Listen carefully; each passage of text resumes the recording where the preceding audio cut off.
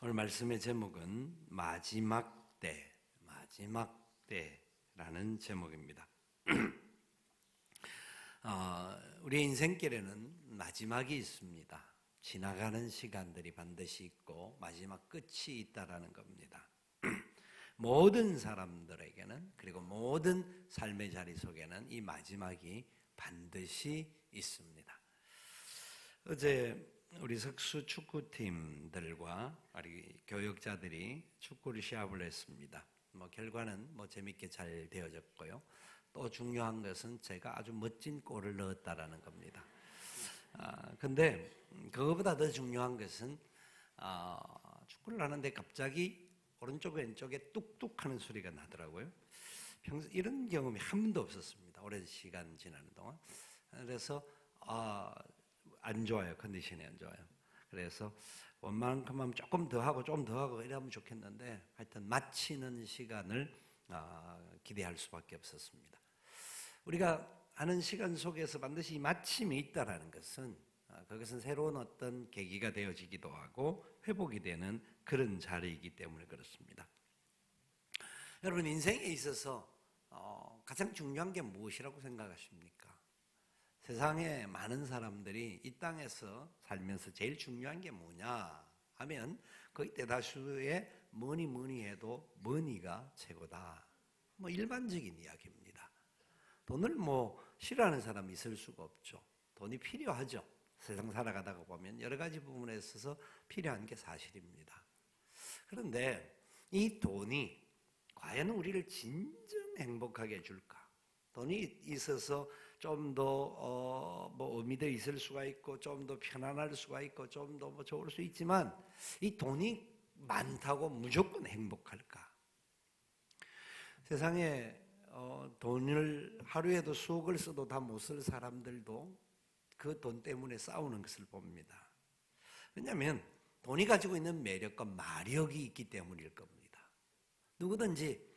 그런데도 불구하고 우리는 막 그 돈을 잡기를 원하고 붙잡기를 원하지만 또 안 잡히는 놈이 돈입니다. 그것이 우리에게 돈이라고 하는 것들이 주는 여러 가지 요소들일 수 있다는 거죠. 뿐만 아니라 돈은 좀 그러더라도 건강해야 된다. 맞죠? 건강해야 됩니다. 사람이 건강을 유지할 수 있다는 것은 참 좋은 겁니다.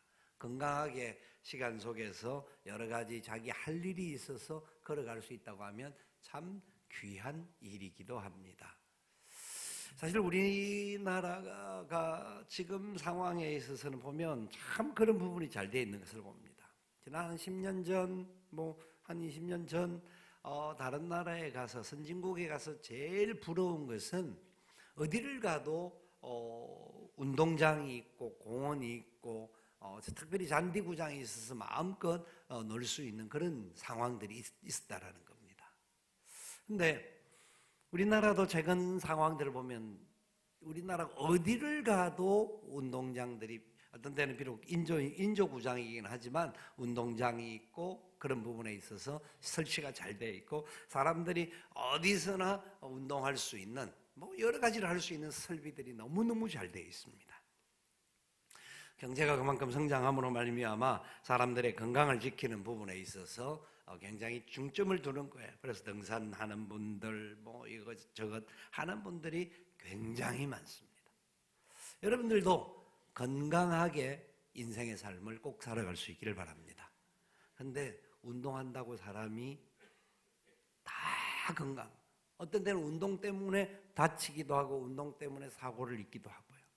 어떤 때는 사람들이 그 건강을 유지하기 위해서 걸어가지만 어느 날 보면 갑자기 안 보이는 분들도 있을 수 있다는 것이 인생의 모습입니다. 여러 가지가 우리 가운데 있을 수가 있는데 여러분, 우리가 사는 삶은 진짜 앞이 확실하게 보이는 삶입니까? 그렇지 않으면 불확실한 시대를 살아가고 있습니까?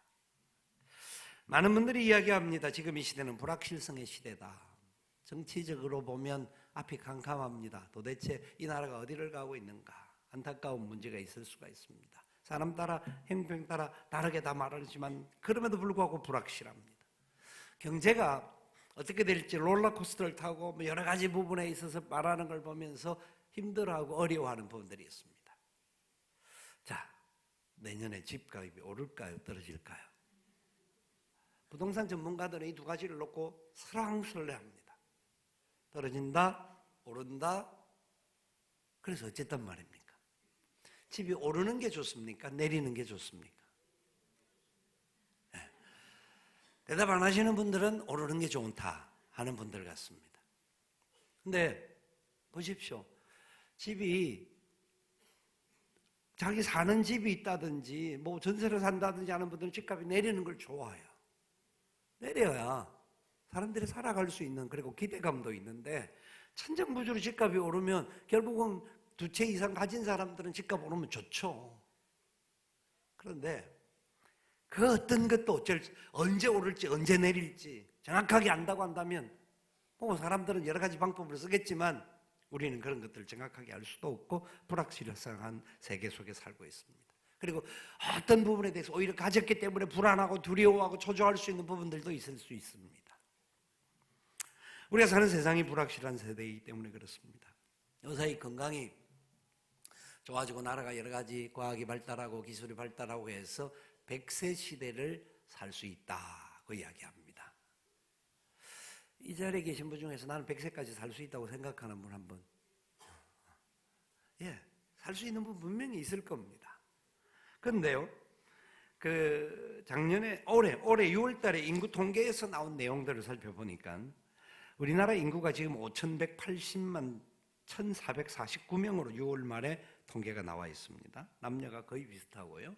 그런데 그 중에 70세 되는 분이 71세가 되는 분이 27만 7,387명이고요. 80세가 되는 분이 10만 2,370명이고요.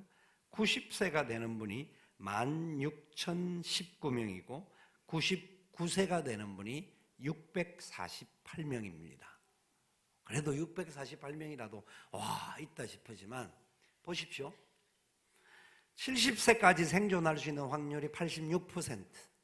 그러니까 70세 전에 14%는 사건, 사고, 병 등등으로 죽게 됩니다. 75세까지 생존 확률이 54%라고 합니다. 80세까지 생존 확률은 30%. 80 이상 사는 분들은 최소한 30% 안에 되시는 분이에요. 90세까지 생존 확률은 5%예요. 그 다음에 100세까지 생존 확률은 얼마가 될까요?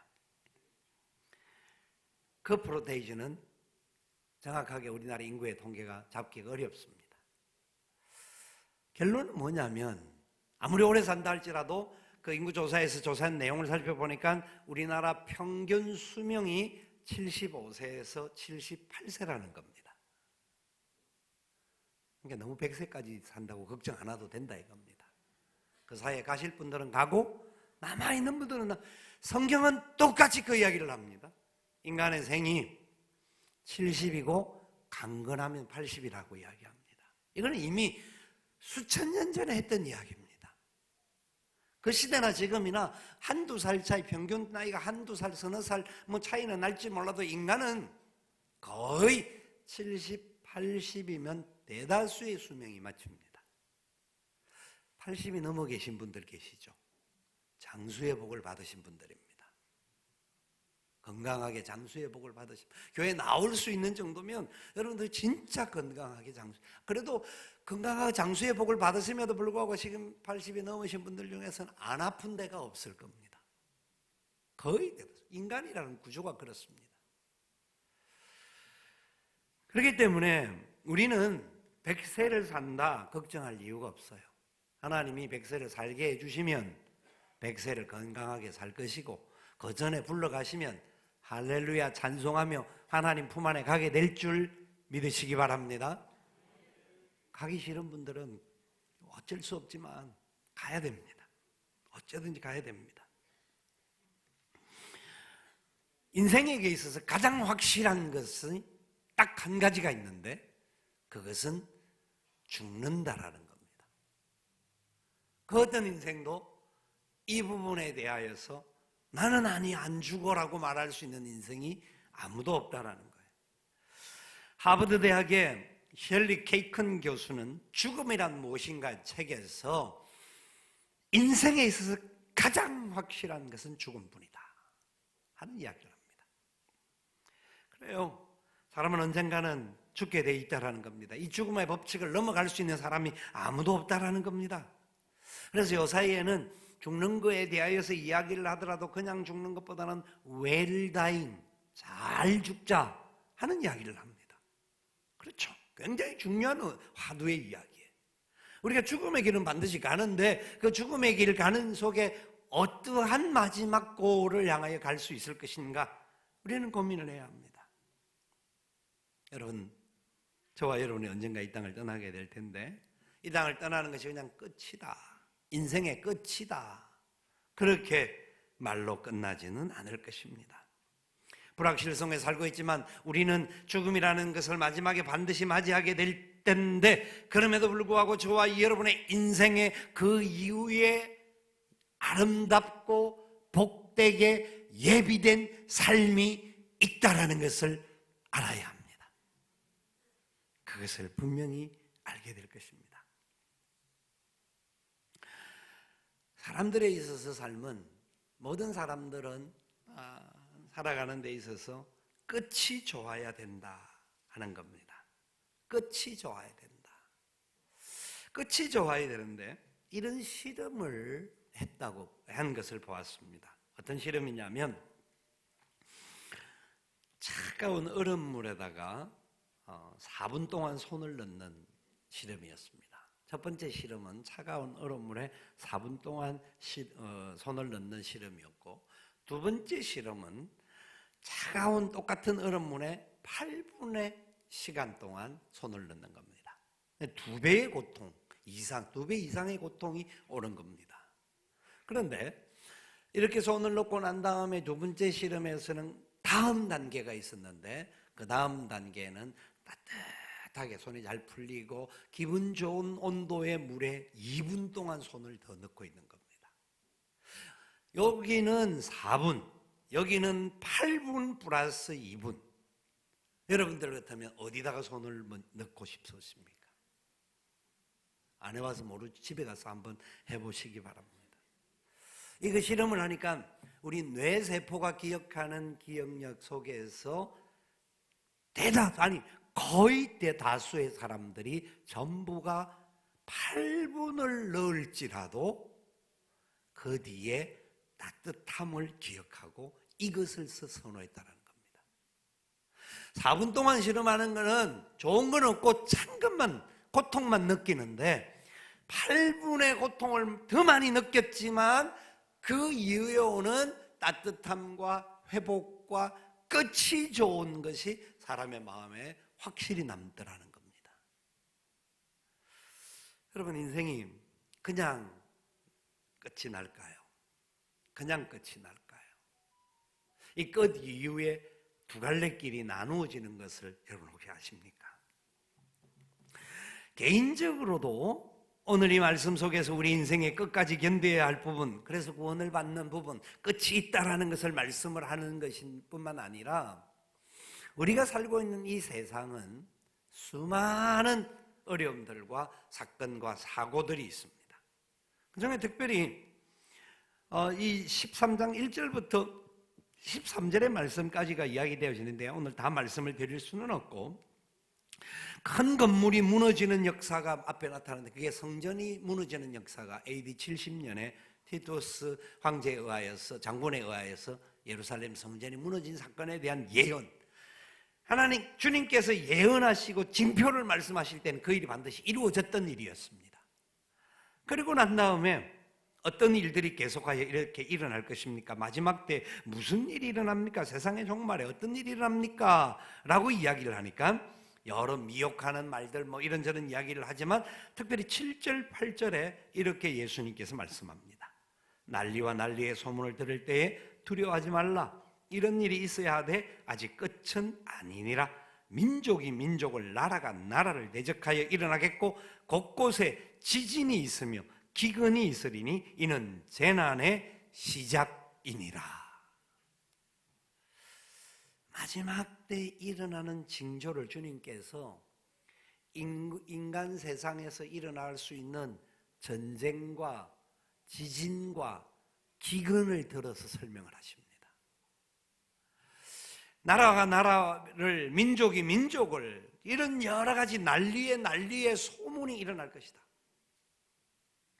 지구상에 인간이 존재한 이후에 전쟁이 없었던 시간을 뽑아보니까 거의 얼마 안 된다는 것이 통계적으로 나왔습니다. 모든 상황에는 전쟁이 다 있었다는 겁니다.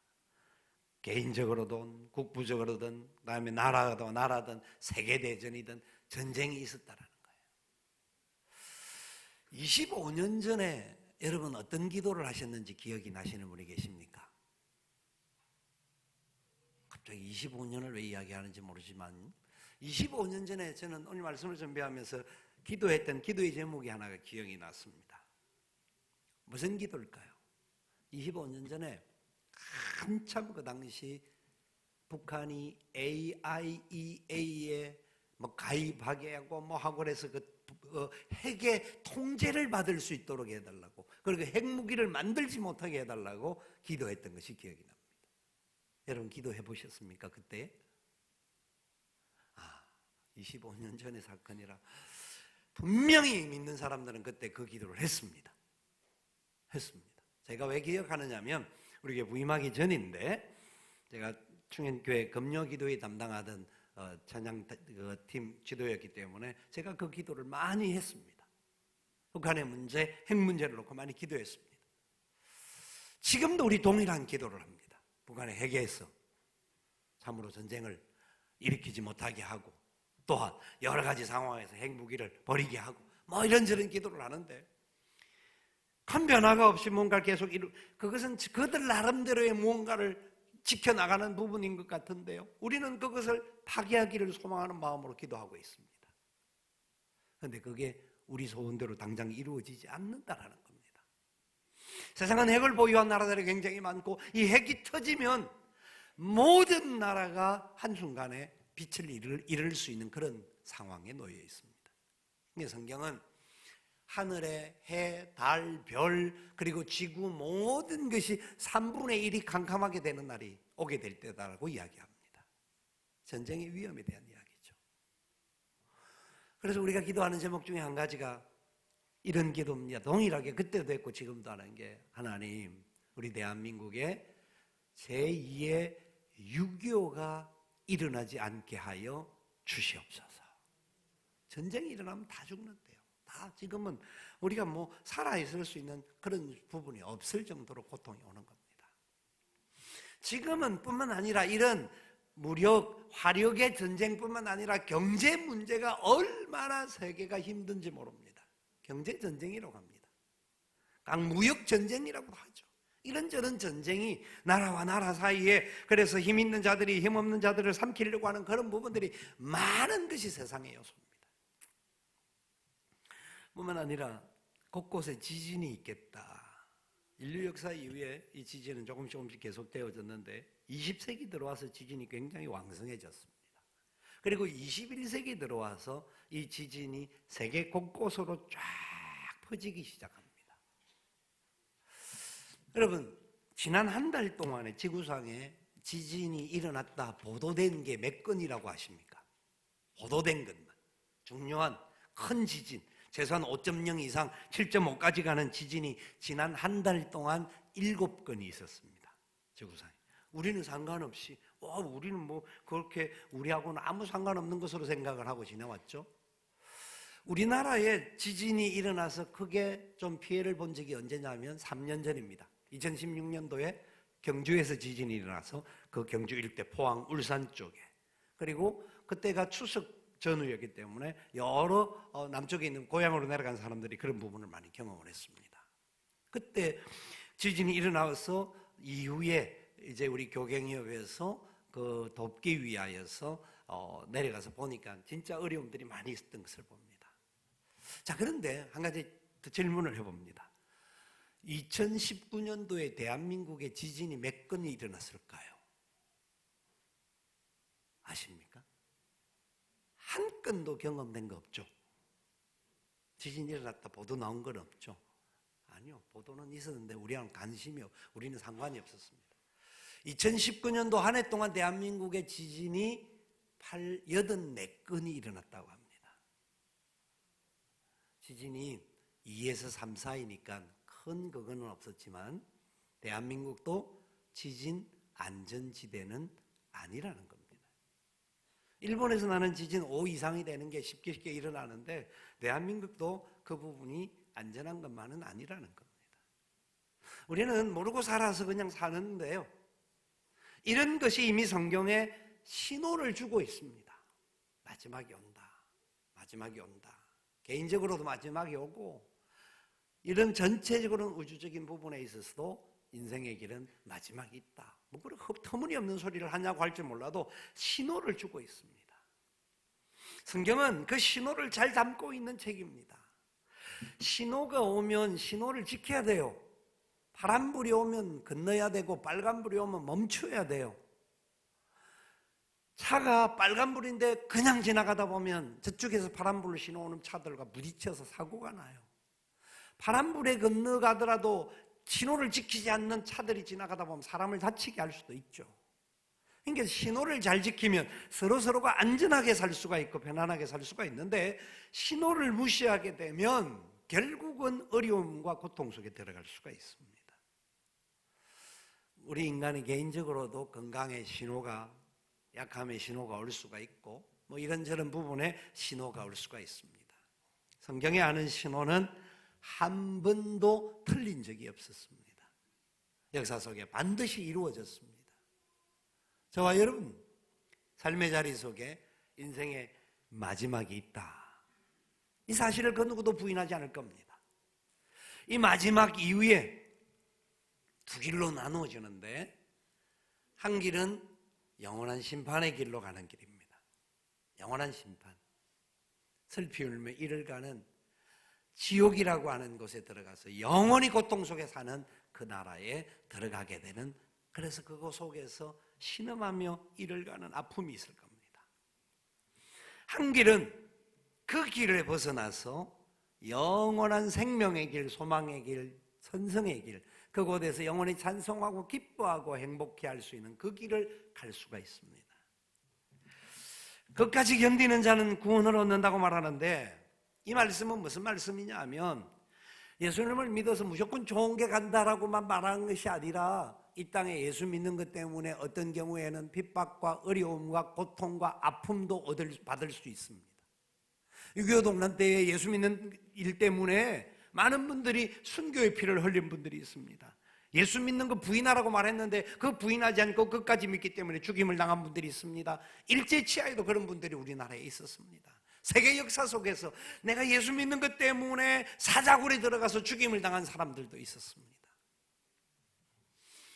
그러나 그런 죽음이 온다 할지라도, 사람의 개인적인 죽음은 누구에게 오지만 예수님을 믿는 사람들은 그 죽음을 능가하는 힘을 갖게 되는 사람이라는 겁니다. 그 죽음이 사람은 죽음에 대한 두려움이 누구나 있어요. 마지막에 대한 두려움이 있어요. 내 마지막이 어떻게 되지? 그러니까 막 생각하지 말고 이 땅에서 편하게 잘 먹고 잘 살지, 뭐 있는 대로 그냥 살면 되지. 아니라는 겁니다. 마지막에 그 일 넘어가면 지금보다 더 고통스럽고 아픔의 길들이 있습니다. 그게 성경의 신호를 보여주고 있습니다. 그런데 마지막에 그 영원한 역사 속에, 하나님의 영원한 기쁨과 은혜 속에 그 길을 갈 수 있는 참된 길이 있다라는 것을 말씀합니다. 12월 25일을 성탄절로 지킵니다. 예수님이 탄생하신 날. 모든 사람이 12월 25일에는 성탄절, 메리 크리스마스 인사를 합니다. 예수님이 탄생하심을 말하는 거예요. 예수님이 왜 이 땅에 탄생하셨을까요? 예수님은 우리를 구원하기 위하여서, 그 예수라는 이름이 자기 백성을 구원할 자라고 말씀하는 이름입니다. 예수 믿는 모든 사람을 구원할 자로 주님은 이 땅에 오셨습니다. 그걸 성탄절이라고 합니다. 그리고 이 땅에 오셨을 뿐만 아니라 그 주님은 우리를 대신하여서 죄의 길을 가시고 저와 여러분을 대신하여 십자가에 못 박혀 죽으셨습니다. 예수님 날 위하여 십자가에 못 박혀 죽어주신 그 은혜와 사랑에 감사하며 살아갈 수 있기를 바랍니다. 그 죽으심을 멈추지 아니하시고 주님은 3일 만에 부활하셨습니다. 그래서 우리를 영원히 살게 약속해 주셨습니다. 저도 본래 불교에 심취되어 있던 어머님 밑에서 자란 사람이고, 그 어머님이 이 불심이 워낙 강하여서 산기도도 많이 하신 분입니다. 그렇게 많이 기도도 하시고 어떻게 하면 우리 자녀들, 우리 가족들을 행복하게 살 수 있을까 기도를 많이 하신 분입니다. 근데 그 기도들을 해도 삶의 변화가 없었습니다. 그러나 우리 형님, 나 해서 예수님을 믿고 구원받은 백성 되고 하나님 앞에 목회자로 부름을 받게 되고 나중에 저희 부모님들도 구원받은 사람 되고 하나님의 사람 되니까 하나님이 살게 하시는 길이 전혀 다른 길로 진짜 소망의 길, 행복의 길을 보여주셨다는 겁니다. 오늘 이 자리에 처음 오신 모든 분들, 그리고 우리 모든 성도들, 저와 여러분의 생명은 끝은 나지만 그 끝 이후에 그냥 끝나는 것이 아니라 예수 그리스도를 믿으면 그분이 길이요 진리요 생명이라고 말씀하셨던 그 역사가 저와 여러분 속에 나타날 것이고, 그것으로 말미암아 우리에게는 지금 당장 손에 잡을 수 없는 것 같지만 성경에는 수많은 이야기를 하고 있습니다. 우리를 위해 예비해 둔 그 천국집, 그 영광의 집에, 그 아름다운 곳에 우리 모두가 들어가게 되는 날이 반드시 있게 될 것을 믿으시기를 바랍니다. 그래서 이 주님 모시고 믿음으로 살아가는 저와 여러분 다 되시기를 살아계신 예수님의 이름으로 축원을 드립니다. 아멘. 우리 함께 일어나셔서 찬송하며 기도의 자리로 나가겠습니다.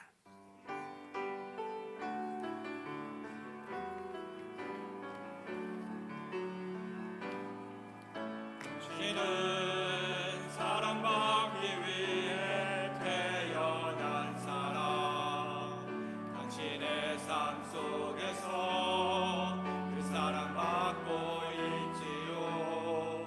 당신은 사랑받기 위해 태어난 사람, 당신의 삶 속에서 그 사랑받고 있지요. 태초부터 시작된 하나님의 사랑은 우리의 만남을 통해 열매를 맺고, 당신이 이 세상에 존재함으로 인해 우리에겐 얼마나 큰 기쁨이 되는지. 당신은 사랑받기 위해 태어난 사람, 지금도 그 사랑 받고 있지요. 당신은 사랑받기 위해 태어난 사람, 지금도 그 사랑 받고 있지요. 당신은 사랑받기 위해 태어난 사람, 당신의 삶 속에서 그 사랑받고 있지요. 당신은 사랑받기 위해 태어난 사람, 당신의 삶 속에서 그 사랑받고 있지요. 태초부터 시작된 하나님의 사랑은 우리의 만남을 통해 열매를 맺고, 당신이 이 세상에 존재함으로 인해 우리에겐 얼마나 큰 기쁨이 되는지. 당신은 사랑받기 위해 태어난 사람, 지금도 그 사랑 받고 있지요. 당신은 사랑받기 위해 태어난 사람, 지금도 그 사랑 받고 있지요. 이 시간 우리 함께 기도하기를 원합니다.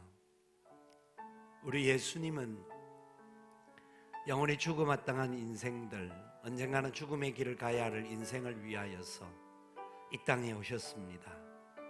우리가 예수님을 믿기만 하면 그 죽음을 이기게 하시고 영원한 생명의 길, 소망의 길을 가게 하심을 우리를 위하여 예비해 주셨습니다.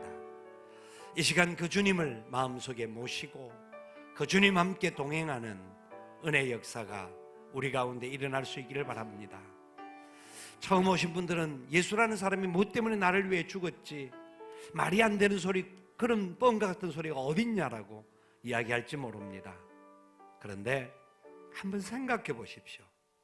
그분은 분명히 오늘 이 자리에 계신 모든 분들을 위하여 죽어주셨습니다. 그리고 3일 만에 다시 살아나셨습니다. 이 땅에 믿고 있는 수많은 영혼들이 그 사실을 분명히 알고 있습니다. 여러분들도 그 믿음 속에 함께 걸어갈 수 있기를 원하는데, 이 시간 하나님 앞에 한번 우리 다 같은 마음으로 기도하면 좋겠습니다. 우리 한번 기도하겠습니다. 사랑하시는 아버지 하나님, 은혜와 사랑을 감사합니다. 이 자리에 우리를 부르시고 하나님 앞에 나오게 하셨는데, 하나님 기억하여 주시고 은혜를 베풀어 주시고 위로와 소망과 사랑을 더하셔서 주님 영광 되기에 부족함이 없도록 은혜 위에 은혜를 더하여 주시옵소서. 믿음의 선한 역사 이루기를 원합니다. 하나님의 거룩한 은총 가운데 붙들림 받기를 원합니다. 주님 주장하여 주시고 함께 하여 주시옵소서. 날마다 순간마다 주님 손에 붙들리는 우리 모두가 되게 하셔서 생명의 길, 소망의 길을 걸어가도록 주님 주장하여 주시옵소서. 지켜주실 주님께 찬양과 경배를 돌립니다.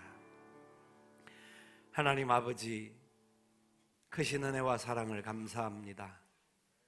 인생의 마지막이 분명히 있는 것을 알게 하시고, 또한 그것을 준비케 하시고, 그것을 또한 온전히 갖추어서 영원한 세계를 바라볼 수 있는 눈을 주심을 감사합니다. 우리 모두도 천국의 소망을 가지고 이 땅에 걸어가기에 부족함이 없도록 은혜를 베풀어 주시옵소서. 믿음의 아름다운 발걸음을 따라 걸어갈 수 있도록 주장하여 주시기를 원합니다. 오늘 처음으로 하나님 앞에 나온 귀한 권속들 기억하시고, 저들 하나님 천국 생명책에 이름이 기록되어지는 믿음의 사람들이 되게 하여 주시옵소서. 우리 모두와 함께 하실 주님을 찬양합니다. 영광 받아 주시옵소서. 지금은 우리 구주 예수님의 크신 은혜와 하나님 아버지의 무한하옵신 사랑하심과 성령님의 교통, 위로, 인도, 충만하옵신 역사가 주의 크신 은혜의 장중에 붙들림을 받고 믿음으로 영원한 천국 목적하는 아버지 집을 향해 달려나가기를 소원하는 주의 사랑하는 백성들의 머리머리 위에와 저들의 가정들과 기도의 제목들과 산업들 위에와 하나님의 몸된 교회와 이 나라의 민족과 열방들 위에 지금부터 영원토록 함께 있을지어다. 아멘.